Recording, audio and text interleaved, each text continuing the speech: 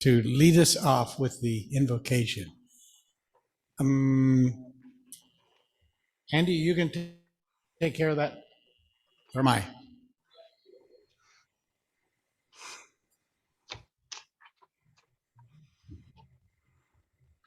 Thank you, President Vaughn. Good afternoon, everybody.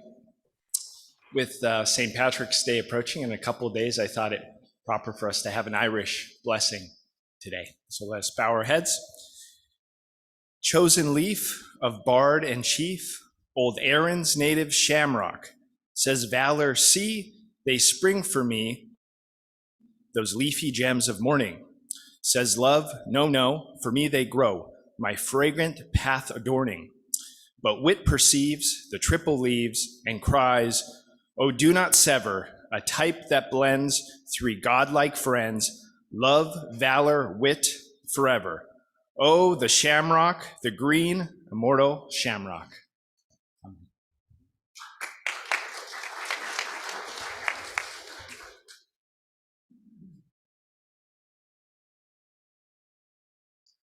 Okay,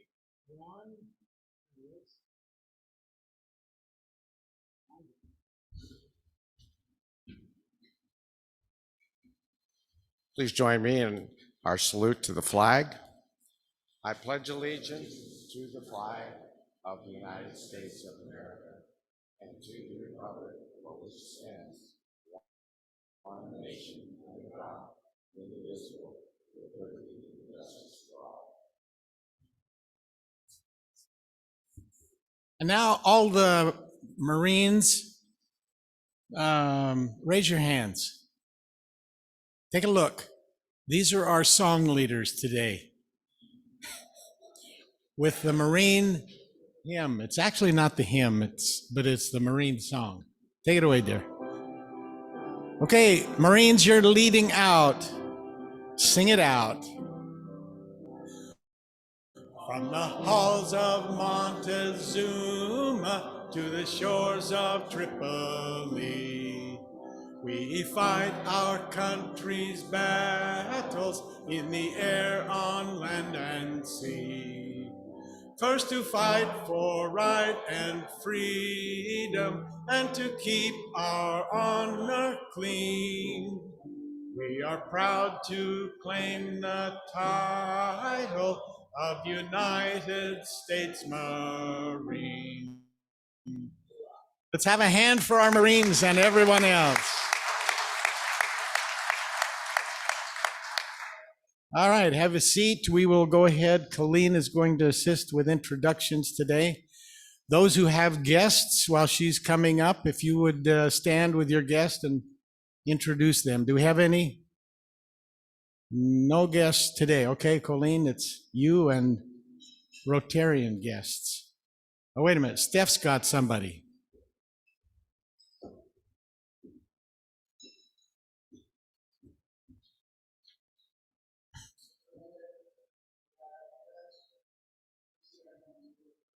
All right. Eli, thank you for coming. MCRD. He's kind of a Marine type person, isn't he? Yeah, right. And we have our Rotarian Zoomers, Marilyn Lynch, Rick Greenstein, Ken Manell, Kristen Bush, Jackie Skay, and Donna Johnson joining us through the TV screen. And a special welcome to you guys out there. You look great.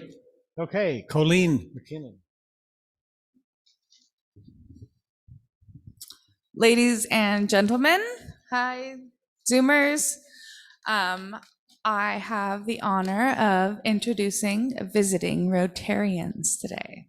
So our first visiting Rotarian from the East Escondido Rotary Club is Dan Hazel.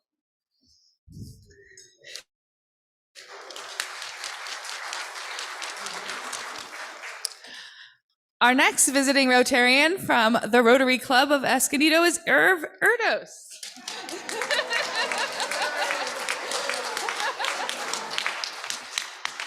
And our final visiting Rotarian, also from the Escondido Rotary Club, is the very Honorable Jack Raymond.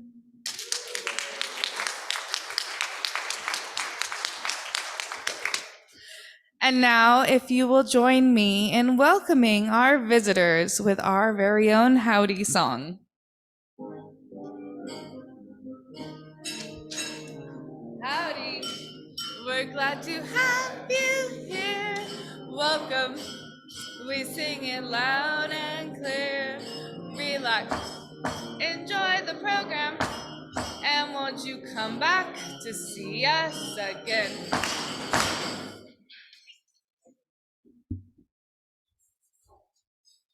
She's going to be a great president. Okay, so we are looking for any member moments. I'm not aware of any. Does anyone have anything to contribute to that? If not, we'll give our gratitude that everybody seems to be well and getting along. A few announcements. I think, Bob, you've got an announcement from the floor? Yeah? Yeah.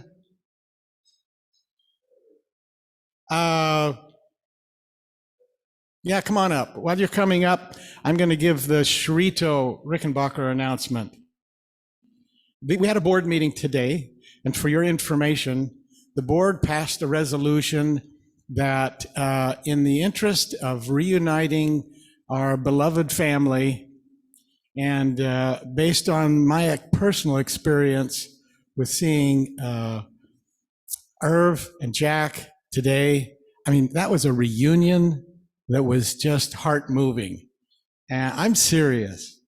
To get a hug from these two gentlemen, and people are coming back, and Jill's here, and we just have so many of you that, Chuck, I don't want to mention any more names, but it's just so special to have you come back.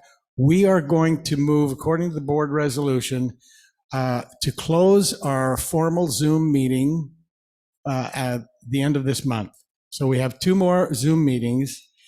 In the interest of those who have special needs, we will record, compliments of Andy, we will record the meetings in April, and you can watch them on YouTube or wherever to make them up. But we're urging everyone to come home, okay? All right.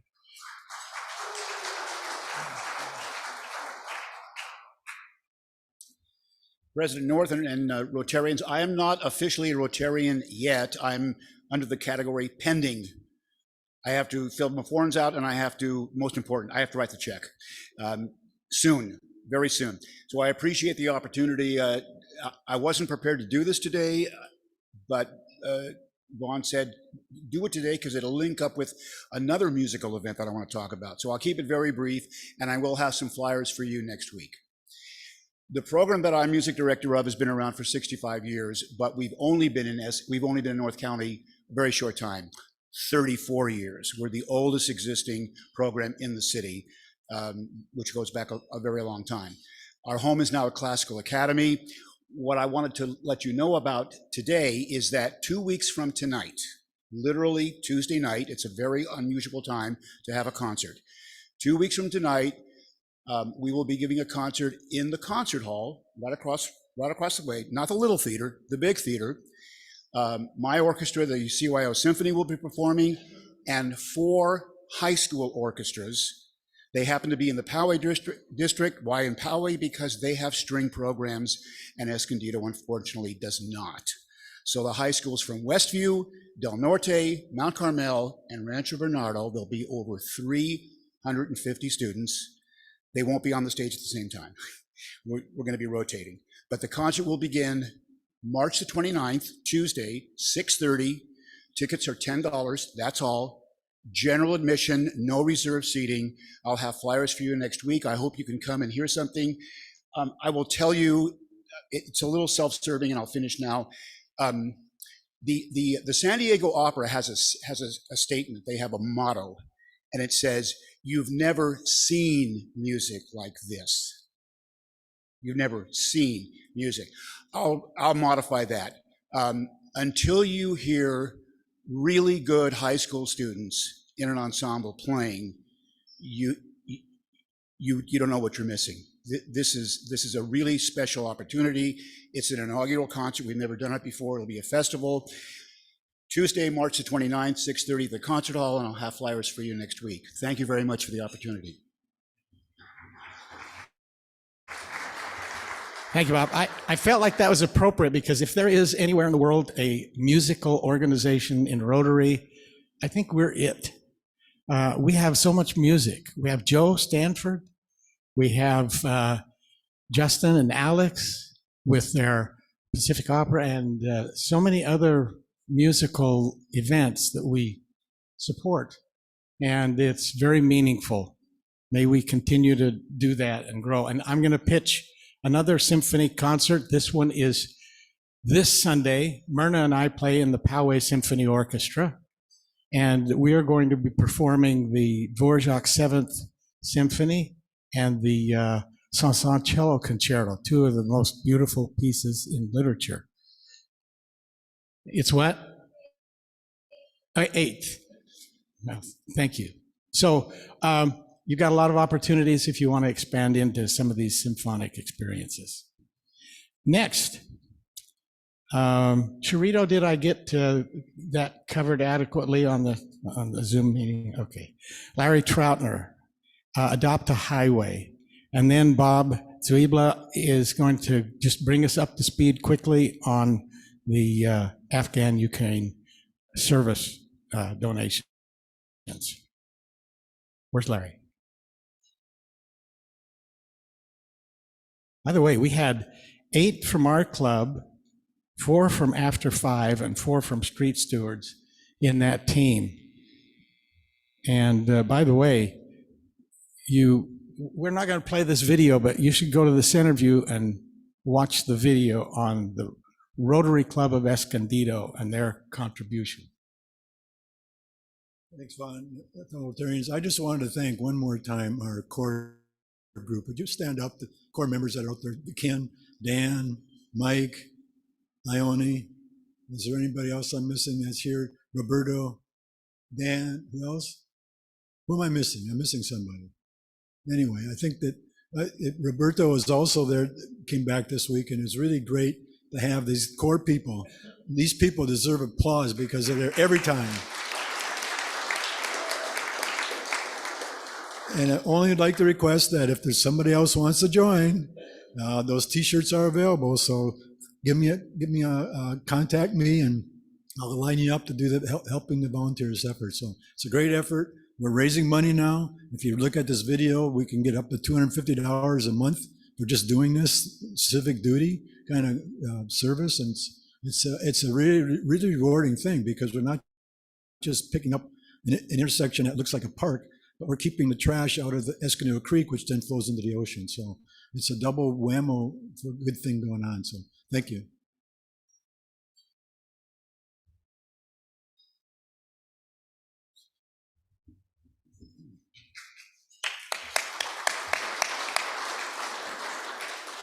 You know, and I have to say, I know there are some others that I've missed out there, and welcoming back. A special welcome to Trudy Bronner. It's nice to have you back with us again. And you're going to hear a little bit about her donation from Robert.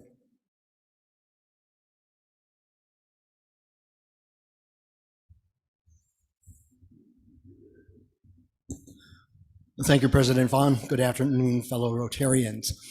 Thanks to Jay Grossman, I'm going to share a little humor first. This being St. Patty's Day week, what is Irish and sits outside all the time? Patty O'Furniture. Oh, come on. Okay, I'm not a great comedian. Sorry about that. The International Service Committee has pledged, we've got 2 refugee support initiatives that we're working on with the district. One is for Afghanistan, which I previously talked about, and then the newest one, which is an utter tragedy, Ukraine. The International Service Committee of our club has pledged $1,500 to the Afghan refugee effort being sponsored by the district. I made a an appeal to our membership for individual contributions a week or two ago, and 7 of our members have stepped up. And so we will be contributing a total of $2,840 as of today to the Afghan refugee support effort. If anybody wants to contribute to that, you can make your check out to the Escondido Rotary Foundation, and please give it to Mr. Michael Freet. The other effort that we are supporting with the district is the newest one, and that is Ukraine, which all of us are following daily, and it is a real tragedy. You know, Alex Keegan's mother, is stuck in Kyiv, and so we have personal members who are in danger. The International Service Committee has pledged $3,000 to this at Trudy Bronner's behest. Dr. Bronner Soap Company has pledged $5,000 as well. So thus far, yes. Thank you, Trudy. And so I am making an appeal to all of you to contribute as well. So if you can reach into your hearts and your wallets and cut a check to the Escondido Rotary Foundation and give it to a note on it, Ukrainian refugee, that would be great. And please give it to Mike Freed. Thank you for your time.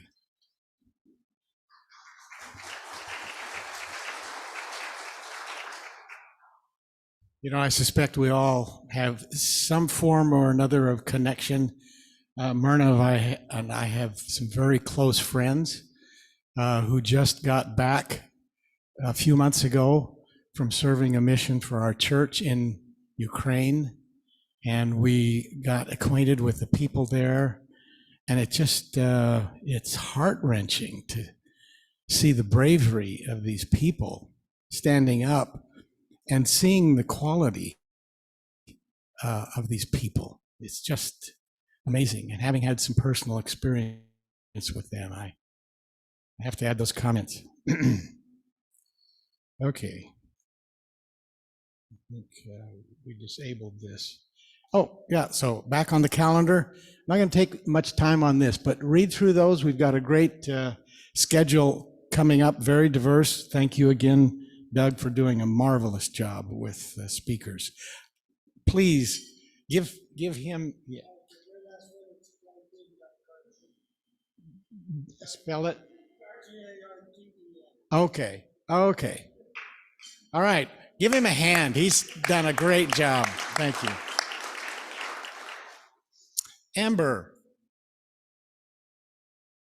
we have a final formality here with another naming.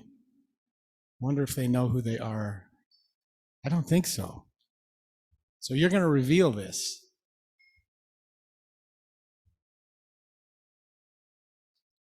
Hi, physical local Rotarians and Rotarians attending digitally. We have a newer member who is going to get a special knighting today, their name. So I'll bring him up a little bit. James Wright was born and reared on the island of Maui, and he met his wife while working in DC. She worked on Capitol Hill. She was far from home too, as she was from Oceanside. It didn't take long for the couple to move and find jobs in our area, the closest they could get to Maui. It's easy to find a perfect nickname for this giving type guy who works with underserved youth. His name is Aloha, which means far more than a welcoming hello. Aloha expresses wishes for a positive and respectful life. James, please stand and be formally knighted and nicknamed Aloha.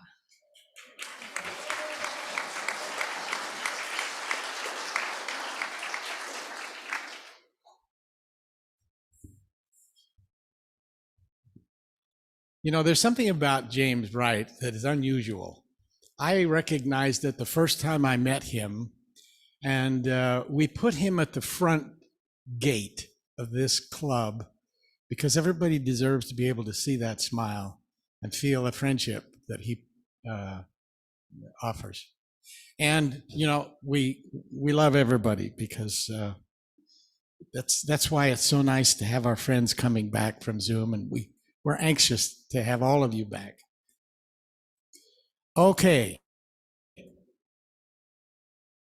Andrew, We are inducting 2 new members today. David did not make it. Okay. All right. We got his money, right? And to our Zoomers, I have to tell you, one of the reasons why we're ending the Zoom program is people are really getting sick of seeing me up here. So, right? So we'll just do this for Elizabeth today. You get to be special this time instead of having to share it. But Liz Wood, is currently the director at CFO Systems. She's a fractional chief financial officer, and she helps businesses grow, providing them with strategic management, business analysis, and financial controls. Liz has experience serving as a C-suite executive with US and multinational companies and as a partner in public accounting. Liz is a certified public accountant, a certified IT professional, and a certified fraud examiner. Don't get to know me. Having worked with the Center for Sustainable Energy, San Diego Opera, Interfaith Community Services, and other local nonprofits, she joined Rotary for the opportunity to build friendships with other service-minded people in the community. So Liz, you're about to become one of the newest members of the Rotary Club of Escondido. The Rotarian who proposed you, this handsome gentleman next to you, paid you a great compliment. He saw in you those characteristics which would make a fine Rotarian. You've been approved by the responsible committees of the club, by the board, and by the members of this club who agree that you are a worthy representative of your vocation and also possess the qualities that will permit you to exemplify in your public, business, social, and private life the true spirit of Rotary. Welcome to the Rotary Club of Escondido, where you'll be called by your first name, Sam. Or whatever Amber comes up with. As one, our club will lead you into a new great adventure in friendship and in service to your vocation, to your community, and to your fellow humans. You are joining 113 Rotarians in our club, over 3,100 Rotarians in our district, and over 1.2 million Rotarians in the world, in over 200 countries. All are business and professional people united by the common ideal of service. You're being admitted not only to the Rotary Club of Escondido, but to a worldwide association. And by virtue of your membership in this club, you will be welcomed into the fellowship of any Rotary Club in the world. The honor and privilege of Rotary membership carries with it duties and obligations. You'll be expected to attend our meetings regularly, to perform your share of club service, and to place your knowledge and talents at the disposal of the club in its task of carrying out the principles of Rotary in our daily life in this community. Our community will know and judge Rotary through your embodiment of it in character and service, and we accept you as a member because we believe our principles and organization to be safe in your keeping. And I lost my last page. Anyhow, point here is welcome to Escondido Rotary Club, and Ron has a pin that you can wear with you anywhere. Oh, here we go. Ron, if you will present Liz with her badge and her Escondido Rotary pin that will admit her to any Rotary Club in the world, wherever she may be.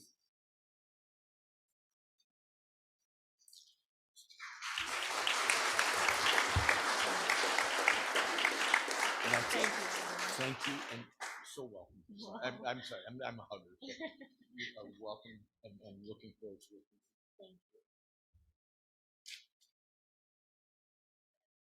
What?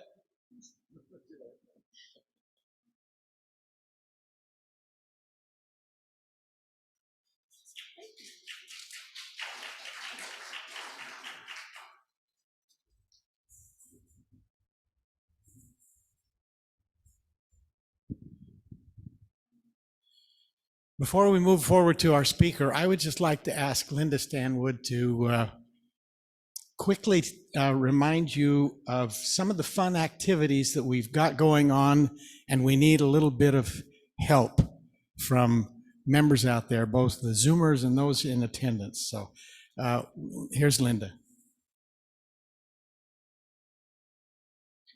Well, on our theme of welcome home, now that we are going to all be back in person, you have to stop using the excuse that I attend via Zoom when I ask you to be a mystery guest. So what I wanted to ask you today is if you have a suggestion, if you would like to be one of our mystery guests, if you have a fun story to tell about yourself, or if you have a suggestion of someone you think will make a good mystery guest, would you please let me know, because we would like to make this a little more active and do it more frequently over the next few months. So I'm looking for some ideas for people who would be interesting to present to the group. Thank you. Thank you, Linda. We've had a fun year so far. I hope we can continue to grow and make it even more special in these last 3 months. Okay, it's Jay Grossman time again. And here he comes with all of his special abilities. Okay. Is that the one you can to go to the second verse? Right. Okay. Yeah. Am I ready? Yeah, I'm ready.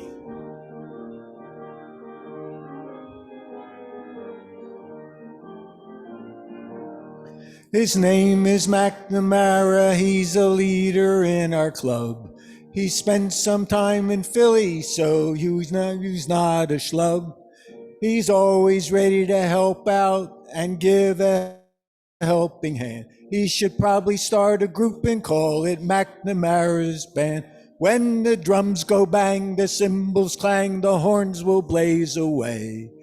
Greenstein puffs the old bassoon while Rafe's the pipes will play. Oh, Rickenbacker, Hickenbacker, toodles the flute, my word to something grand. Oh, a credit to our Rotary Club is MacNamara's Band. These past 4 years, he's been the mayor of our town. He's done a very good job and has become quite renowned. He's served our country proudly and I've become a fan. But I still think if I were him that he should start a band. When the drums go bang, the cymbals clang, the horns will blaze away. Greenstein puffs the old bassoon while Royce the pipes will play. Oh, Rickenbacker, Hickenbacker, toodles the flute, my word to something grand.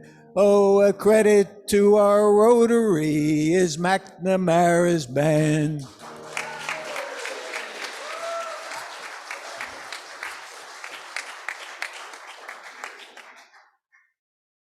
Oh, that's amazing. Dan, I don't know whether you guys get that over in the East Club or not. Do you have any singing? Well, you know you're always welcome to come back here and join in our glee club. All right. We got the man, the mayor. Doug, you want to? I'll tell you what, before you do your formal intro, stand right there. You know, you call him Mac, I call him Paul, because that's how I got to know him first. But I started in this club 10 years ago. And he was the man that stepped up and said, I can help you make this happen. If you want to do some community pride, community spirit stuff, the Marines have landed.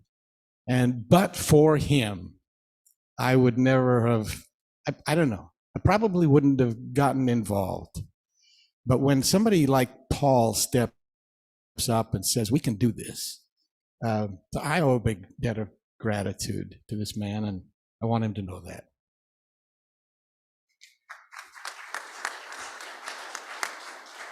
President Vaughn, fellow Rotarians, our speaker needs no introduction. One thing you may not be aware of that perhaps is one of Paul's more outstanding accomplishments in his past. When he was a young man, he played rugby. So welcome.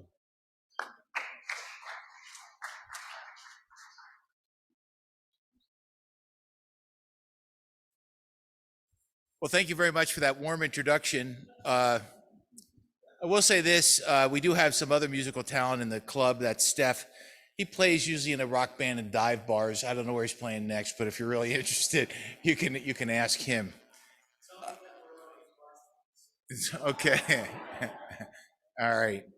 Um, as some of you may know, the state of the city was supposed to be presented back in February, but we were going back and forth on whether or not, and if you're not that familiar, it's usually done over here and it's a breakfast and kind of thing. But with COVID and everything being so uncertain, we decided we would just do it at a city council meeting and keep it relatively brief.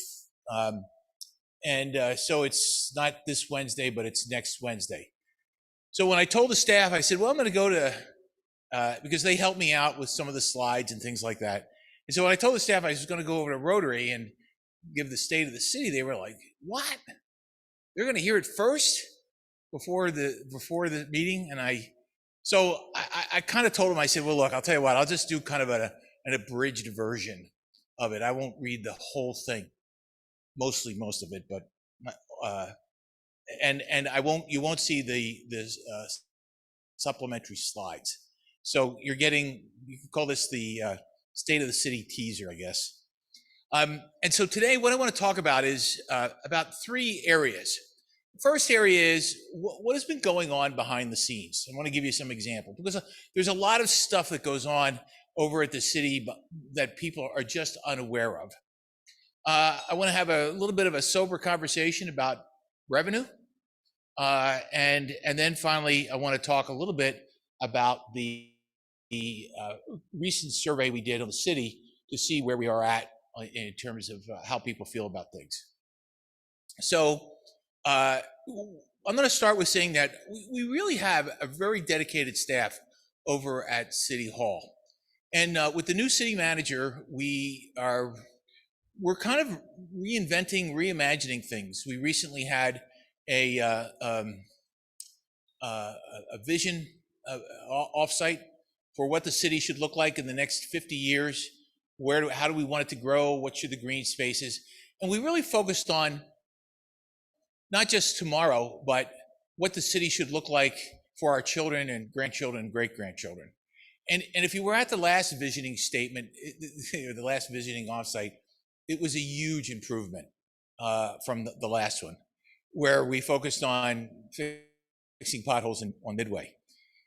This is a lot more. And this is really one of the things that you really need to do for a city, because you can't just change things. People want to stay in what they call in the Marine Corps the current fight. And everyone likes that because that's the day-to-day stuff. But the future battle and the future of the city is really the hard thinking, and we got into that. So, and we have a good staff that I think thinks not just the current fight, but also thinks about the future fight. So here's just 3 quick examples of some of the things that the staff has done that I think you would be very pleased with. First one is like Parks and Rec. Some of you may know we just opened up the fitness court at Kit Carson Park, and we had one over at Mountain View. The one at Kit Carson is my favorite because it's I live close to it, but it's also 100 feet from the nearest paramedic. But we're going to do another one at the library, and then finally another one at Washington Park, and we have one more, and we're looking for feedback as where it should go. We talked about. I was at the opening of the American League, the Little League, and a lot of them feel that it should be up in Desmond Jean Park. I'll say it right later. So if you're interested, if you think where that 5th one should go, please let us know. We've installed new turf over at the soccer arenas and sports center. Our Park Avenue Community Center got a facelift, an outdoor courtyard, and new roofing, and the mural and garden in front of the library was completed. And as you may have noticed, we have a new skate spot at Washington Park. And I say that because I know a lot of you know about this, but not everybody gets around every part of the city.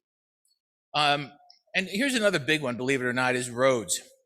Major projects completed over the last year include the Spruce Street Channel, the pedestrian bridge, retrofit of 1,010 streetlights to LED, rehabilitation of a half-mile of corrugated metal storm drains, replacement of almost 1 mile of sidewalk, and the city will wrap up our annual street maintenance project that will resurface 41 lane miles of pavement and improve over 2 miles of bike lanes. And 3, this is one that's really close to home for me, is homelessness. As you know, this is a complex national issue. I was just on a panel for fentanyl with Congressman Issa, Summer Stephan, Ben Weso, and Jim Desmond. And fentanyl is a really big deal.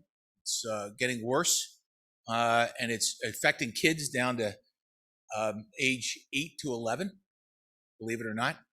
And we need to do, I'm very much on the whole prevention side of things. We can't just do supply. So we're really kind of in a fight to stop this fentanyl. It's not just us, it's all over the place. And as you might imagine, it contributes to homelessness. I know a lot of people think it's an insolvable problem, but we've done a lot of collaboration with community leaders, local, county, and state. And I think as Escondido, we've been the leaders in that, in terms of getting all of these stovepipe siloed efforts together. About 3 years ago, when I first came aboard, we started this ad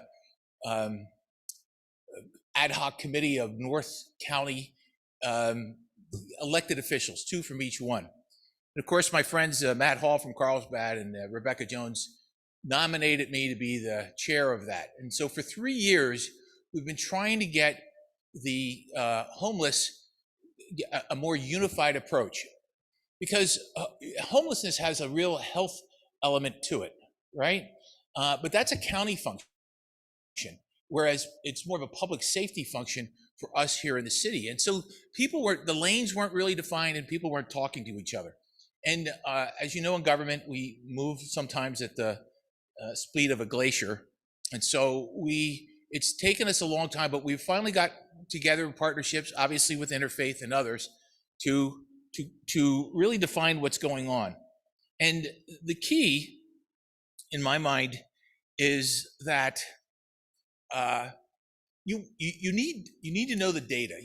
Because you always hear the stories, the magnet theory, right? We've all heard that. The more services we provide in the city, the more we will have people come, right?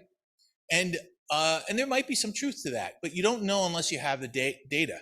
And what we're finally starting to do is get the data to find out where the homeless person is and what their problem is and how possibly we can fix it, right? I don't think we'll ever get rid of it, but I think we'll be able to find out what works and what doesn't work. And we haven't really had that before in the county, and it's only gotten worse. I will tell you this: if somebody tells you to, pick yourself up by your bootstraps, then I would say you need to go out on a ride along and actually see who the homeless are. That's simply not going to happen. They're candidly, they're too far gone. They need some help. And here's the challenge. The challenge is, I don't think we want to create a culture of dependence, right? I'm willing to help you get back on your feet. I'm willing to help you get the services you need, but you still need to be responsible for your actions. And finding that balance is not without challenge. It's really because we could unfairly, in my opinion, over tap the resources of our city that should be going to other things, right? And that's really the big problem and the big challenge is, how do we get this together? And so you really need that data to see what is working so you're more efficient and to see what's going on. But I do have one little story of how partnerships can help out, and I'll just read this to you. Last summer, Interfaith engaged a mother and her disabled adult daughter, both Escondido residents, who were experiencing homelessness on our streets. Interfaith supported the daughter getting reconnected to her disability benefits, which provided the family the financial means to afford housing. Through Interfaith, they were connected to shelter, and in December, just before the holidays, they moved into an apartment of their own with community donors providing home furnishings and household items to make that apartment truly a home. So what worked? The city contracted outreach team, built a close and trusting relationship with the mother and daughter. The outreach team helped the daughter get reconnected to her Social Security benefits. The family moved into the local homeless shelter, which is funded using city resources. The family was able to work with a case manager, save money, and find an apartment right before the holidays. And so you see, it's that type of partnership and identifying. And I don't think it can be understated that you have to build trust with the homeless population. You can't just walk up to them one time and say, Herb, do you want to get off the street? Because Herb's probably going to say, no, I like it out here. And so it takes time, and there's an investment in that. And at the same time, as you know, we have this thing called the COPS unit, right? COPPS, Community Outreach, Police Personal Services, I think it stands for. And last June, we increased the budget and added more COPS unit because they were the people who were going out and talking to the homeless, and because sometimes they're violent, you know, and you need to have a police officer there, but you also need to have a caseworker. And so we were able, through this partnership with the county, actually initially it was, I thought one of our champions was Kristen Gaspar, and then when she was defeated, Tara took up the gauntlet, and so did Jim Desmond, to get these caseworkers, they're social workers trained in this area, to help get the homeless off the street. Okay, so that was, I mean, I consider that a success story. And I don't know if you, our staff have really spent a lot of time building, our staff being the Escondido city staff, have spent a lot of time being the leaders in a lot of these discussions and working on it. And of course, you know, if this was an easy fix, it would have been fixed, right? Of course, and so we all know it's not easy. And while this is not great, it's a lot worse in other places than what we have here. But one of the things that we've done during this period is we've been able to balance the budget, but we've done that because we've been able to, again, the staff has been able to get grants for different things so we didn't have to use the money from the general fund or one-time monies, right? And then of course we had the American Recovery Plan that offered us some fixes for some things. But the truth of the matter is we have a CalPERS problem. If you're not familiar with CalPERS, CalPERS is the retirement plan that the city and state uses. It's, I understand, it's the largest retirement plan in the world. Back in 2000, it was fully funded. It was actually overfunded. But the returns on it slowly started going down. We did not get, and so they had some fixes where the employees had to pay a little bit more, and then they had fixes where they have different tiers, okay, depending upon when you joined the government. But still, there wasn't enough money to go around. And so finally, the state said to not just us, but everybody, you've got to pay some money. And what does that mean in practical terms to us? It means that, and I'll use math for Marines, we got about $100 million that we can play with in the budget, ballpark. Of that, about 60 million of it is fire and police, public safety. And there's no fat in there. There's no money to kind of cut. So you've only got about 35, 40 million bucks to do all the other things in the city that you need to get done. Now, what is our bill over the next 18 years? It's going to be between 10 and $15 million a year. So it doesn't take a lot. You have 40 million to provide all the other community services and you're down 15. Things are going to get cut, right? If we don't have another source of revenue. And so you say, well, we'll cut things. And this is what you're really saying. When you're thinking about the profile of the city and you're thinking about the things that attract business and the things that attract people to want to live here and the services that they provide, well, if you start cutting them away, your attractiveness goes down. You may even open yourself up to more crime because there's no pool for the kids to swim in the summertime, right? There's no soccer program. There's no things that the city provides for those who can't afford it. And so this is where you have that. It's really a decision, a community decision as to which direction we want to go in.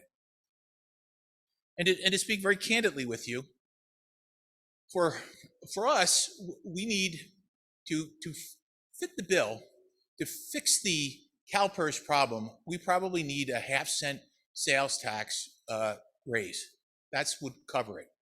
And there are different ways to do that.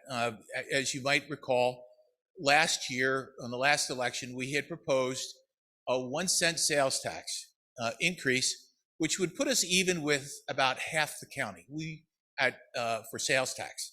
Now, what we proposed, we the council, was that we would put it on the ballot and let the people decide. I mean, what kind of city do you want to live in? I mean, that's really what it is. As my mother always said, there's no free lunch. Everything costs money. So, but we needed 4 votes to do that, and we only got 3, and so it was never put on the ballot. But we had done a survey, and the survey allowed us. We had at the lowest, the people who would be least likely to vote for it, we still had a 66% approval rate. So we had, at the time, felt pretty confident it would have gotten approved by the voters. It wasn't for, Max Villa in the south of France. This was for community services. So, but it didn't get on there, and we're thinking about doing it again this year. But of course, what's happening? Well, I mean, inflation's going up, right? Price of gas is going up. People are fed up paying taxes. I mean, I don't know anybody, I've never met anybody in my life who said, I want to pay more taxes, okay? I don't care what party you're in. But people will pay for services if they think it's important to the community. And that's why I feel that there's two futures that we as a community need to decide as to what kind of city do we want to live in. And I am of the opinion that we should come up with some sort of increase. Maybe instead of a 0.5 cent, 0.75 cent with a sunset clause of, 15 years, because we've got this 18-year run, and then in 15 years we can reassess. So you say, well, why, Mac, why would you want some extra money? Well, the extra money allows us to fund things like, let's say we wanted to have a youth orchestra, right? Okay, that extra 0.25 cent allows us to put in the budget funding for a youth orchestra. We don't have one. Oh, we do. I mean, thanks to Justin and Alexandra and to Bob, who are going out doing it on their own. But it's those types of, I'll call them extras, that, in my opinion, raise the profile of the city. If you're a parent or you're a company and you'd say, why would I want to move to Escondido and why would my employees want to live there? They said, well, we've got a Center for the Arts. We have a world-class sculpture garden. We've got sports. We've got you may not know, we approved an aquatic center using some of the American Recovery Plan that we could hold any, over here, we're going to redo Stone, where any CIF championship could be held, the diving board, all the bells and whistles you need for that sort of thing. High school kids can play water polo finally and stay and not have to go to Poway. So it's those types of things, right, that raise, when people say, oh, I want to improve the park, or I want another bike lane, or I want something. It's just a little bit of extra money, but it gives us some flexibility on improving the community and its services. Now, some people might say, the heck with it. I don't want any of that. But there are consequences to both actions, right? To both decisions. And that's what we're going to be facing. I mean, and it's not like I'm not going to lie. When I found out about the CalPERS retirement, I realized I wanted to work for city government when I was young. but this is a great retirement. There's no getting around it. And but it is what it is, and there's no way we're going to change it. We just have to kind of live with it and decide how we want to live as a community. But it's not like that. I mean, we're down 105 employees, right? And we've outsourced some services and added technology, and we've really saved hundreds of thousands of dollars. And I'll have some slides at the actual thing to show that. So it comes down to a little bit more about the vision of the city. And I ask this very sincerely to all of you.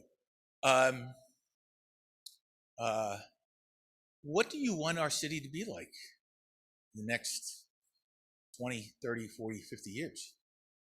Because that's kind of what we're deciding. You know, this is hard. I mean, especially like a topic like homelessness. You know, I mean, I read scripture on homelessness.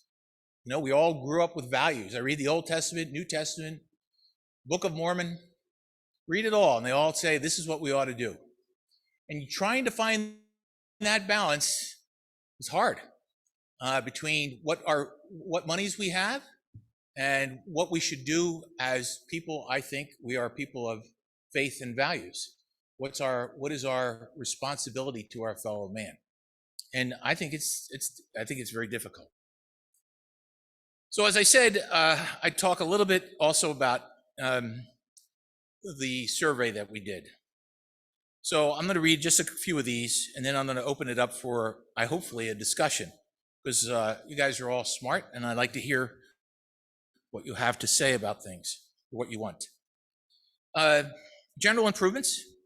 When we asked the respondents verbatim answers regarding what the city government could do to make Escondido a better place to live, the performance ratings they assigned to a wide variety of services and the responses on other topics, the following were areas in need of attention.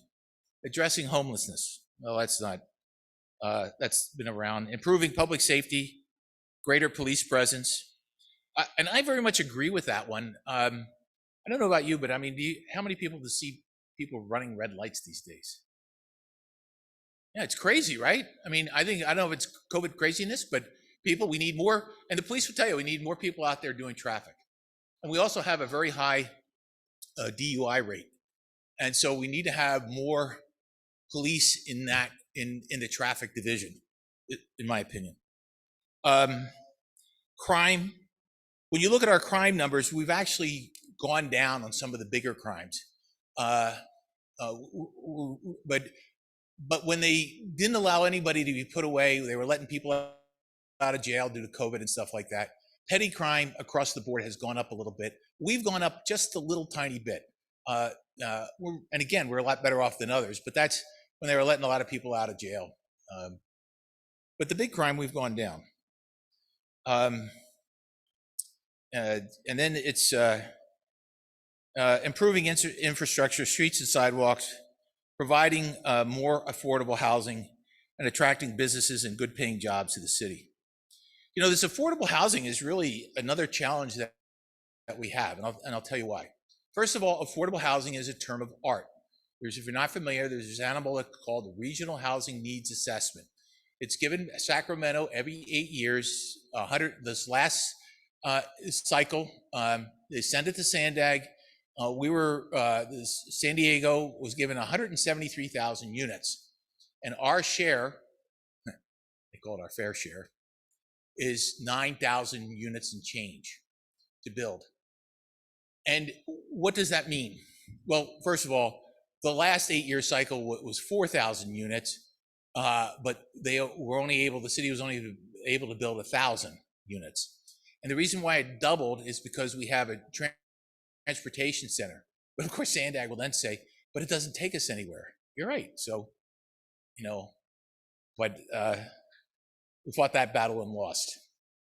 I mean, at one point I was at Sandag and I said, well, why don't you give us all 173,000? Because we're not going to make that number either.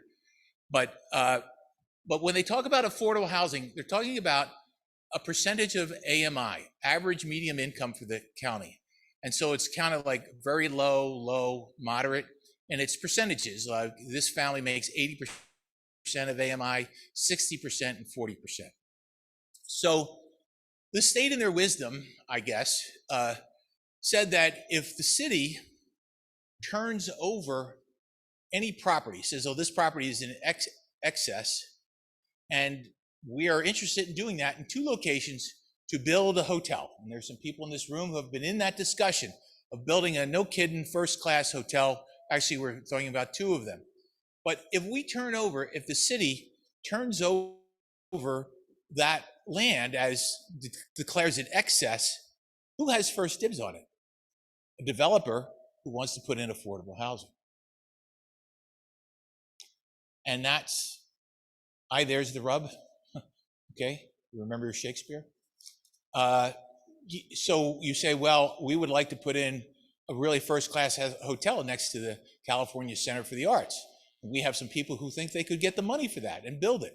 But if we turn the parking lot of, say, this California Center for the Arts over, and an affordable housing developer comes in and says, hey, I want to put affordable housing in there, they have first dibs. Now, the staff is diligently looking for a workaround to that, because none of us, or at least I don't, and I think a number of the staff don't like the loss of local control, right? And of course, that's Sacramento trying to be helpful for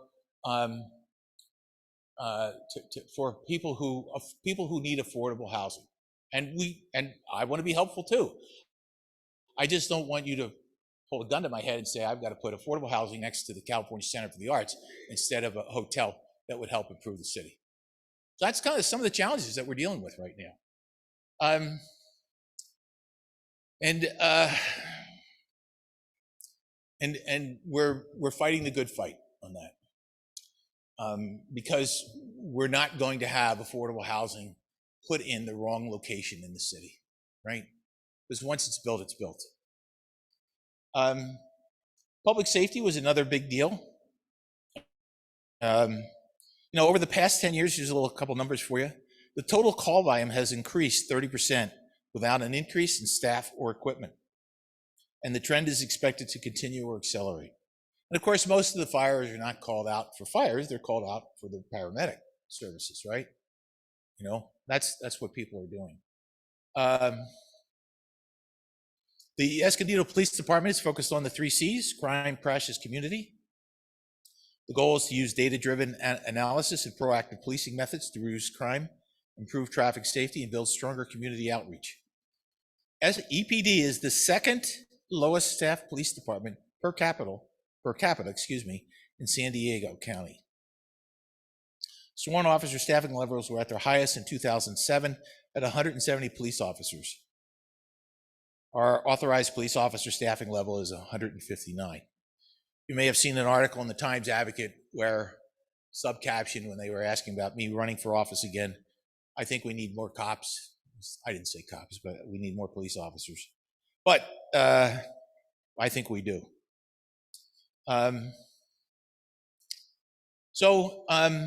We have some challenges ahead, but we also have, and while you can't solve a problem if you don't face it. So I'm kind of talking to you about some of the problems, but I'll also tell you there's really a lot of good things here. One of the things as the mayor is you get invited to a lot of things, and I've said this before, and I really believe it with each passing day. Our community is filled with a lot of unsung heroes. There are people who are quietly out there doing good things for this community, who are not looking for recognition, who are not looking for funding. They're just out there day in and day out trying to help people and help this community be better. And we're often described as a big small town. I really do believe that. I believe it every day. I think that we have that small town feel of we really care about each other. We're trying to help you back up on your feet, if you need to get back up on your feet. And we're trying to improve the lives of everyone in this community. So while we have our challenges, okay, it's not all bad. And one of the things I'll close with going back to the vision statement. And or the vision deal. I feel as though those people who were involved in the California Center for the Arts back in the day, when this area was a baseball field, that was vision. What do we want our city to look like in the future, right? These were people who were bold, could think beyond the current fight and said, this is what we need to do. I mean, Jack, you were part of that, right?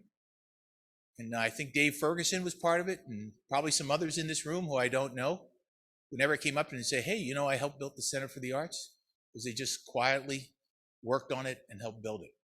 And that's kind of where we're trying to do now. What is the next thing that we need to do in the city that will take us to have it so that 100 years from now, people will say, hey, this is a big, small town.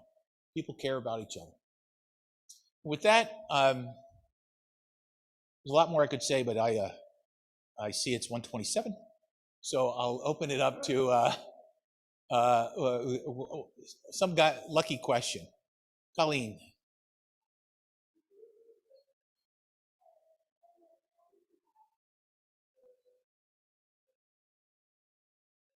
No, we reduced over the years down by 105 employees in the city, right? And then the other was the height of the police officers.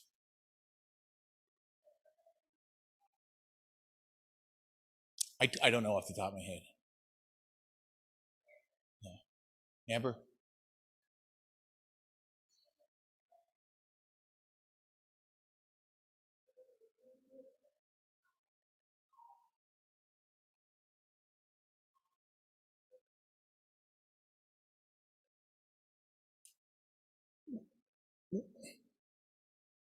Well, I don't know that the survey went out to well over 2,000 people asking them whether or not they would be willing to pay an extra 1 cent in sales tax. That's what it was about. We didn't go out to the owners and say, do you think this would affect your business? We went out to the customers who would have to spend the money. 128 and counting. Any other questions?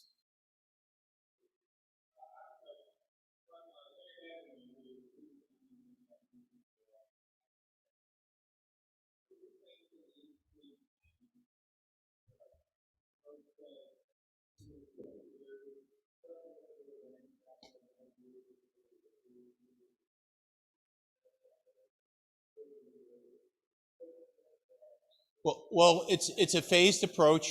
First thing is they're putting up the new lights. That's what's going on now, those big holes. And then they're going to string across the streets holiday lights. Then they'll be expanding the pavements, the sidewalks for the outdoor dining. We got to give it some time, and it'll get better. It'll start looking better, but the plan is in place.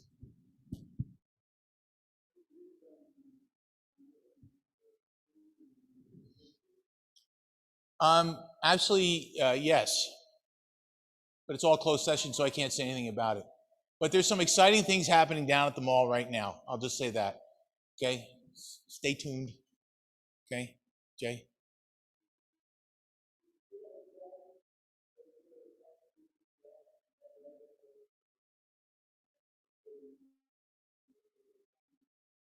There are other locations in the city where we thought we could put affordable housing. Okay, where do you live again, Jay? Yeah, that's right. All right. Well, thank you all very much. Thank you. Thank you very much. Thank you, Rob. We've given Paul his copy of his words, and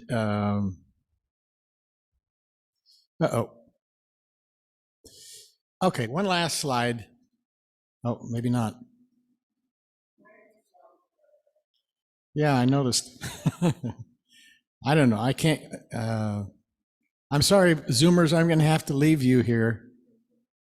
Don't leave. Okay. So today is.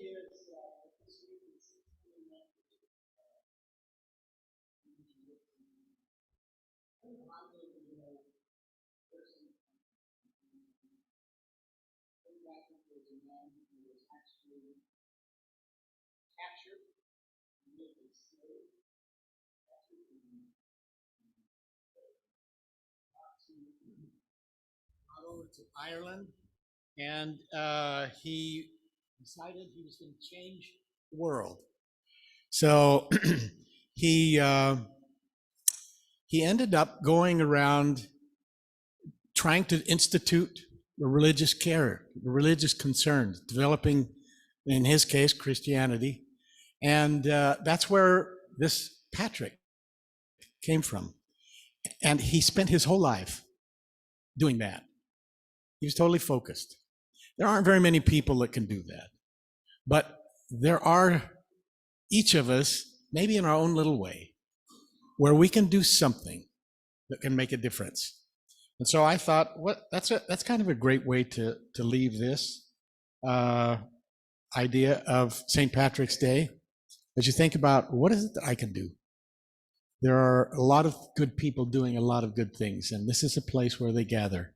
We're going to be encouraging a membership focus, and you're going to be getting a letter that you can actually adapt to just hand out to your friends. It's not a membership drive.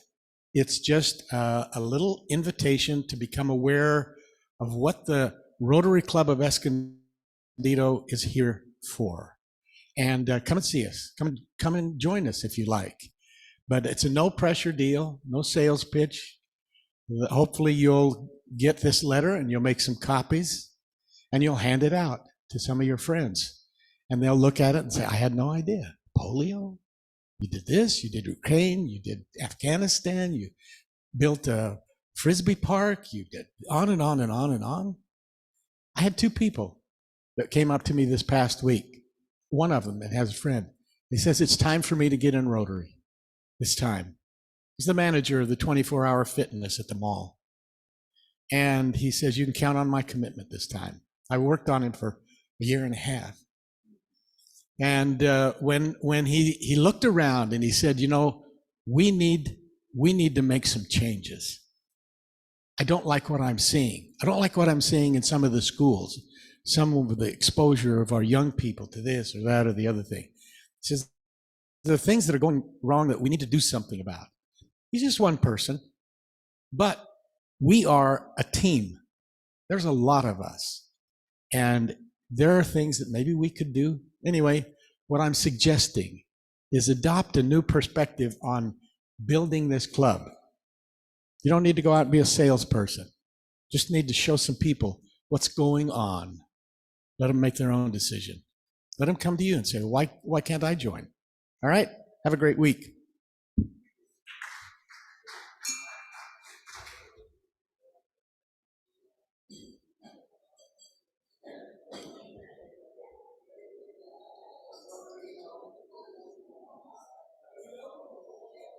I'll see you home, huh?